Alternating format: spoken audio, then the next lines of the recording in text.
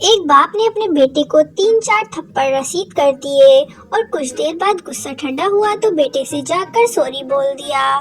بیٹا بولا، ابو جان ایک کاغذ لیں، اب اس کو اچھی طرح رول کریں، اب دوبارہ اس کاغذ کو کھولیں اور دیکھیں کیا وہ پہلے جیسی حالت میں ہے۔ باپ نے کہا، نہیں بیٹا۔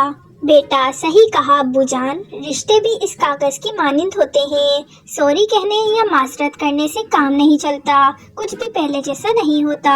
باپ، اچھا بیٹا ایک کام کرو، باہر میرا اسکوٹر کھڑا ہے، اسے جا کر ایک کک مارو۔ بیٹے نے ایسا ہی کیا۔ باپ نے پوچھا، بتاؤ اسکوٹر اسٹارٹ ہوا کیا؟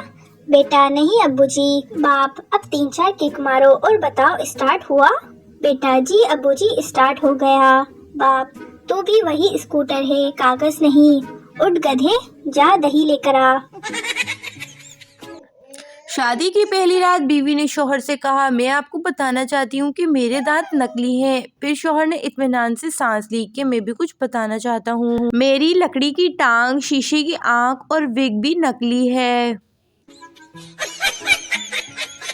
سردار دکاندار سے، یار ایک ہتھوڑی اور کیل دینا۔ سیلس مین، ارے سردار جی یہ کمپیوٹر کی دکان ہے، یہاں ان چیزوں کا کیا کام؟ سردار، اوے یار مجھے اپنے کمپیوٹر میں ونڈو لگانی ہے۔ شوہر 2 سال بعد سعودیہ سے واپس آیا۔ بیگم فل میک اپ کر کے بولی، آپ میری تعریف عربی میں کریں۔ شوہر، استغفر اللہ۔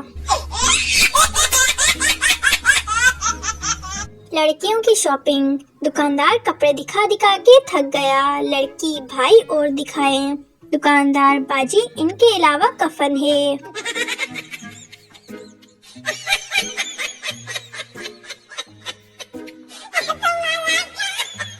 دو پاگل پانی پینے گئے تو گلاس الٹا پڑا تھا۔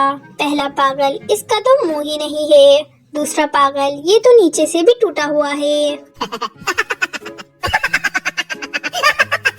ایک آدمی کو ڈبل ٹیک کر بس میں اوپر والی جگہ پر بٹھا دیا اور وہ بھاگ کر نیچے آ گیا۔ کسی نے اس سے پوچھا کہ نیچے کیوں آ گئے؟ تو آدمی کہنے لگا کہ اوپر تو ڈرائیور ہی نہیں تھا۔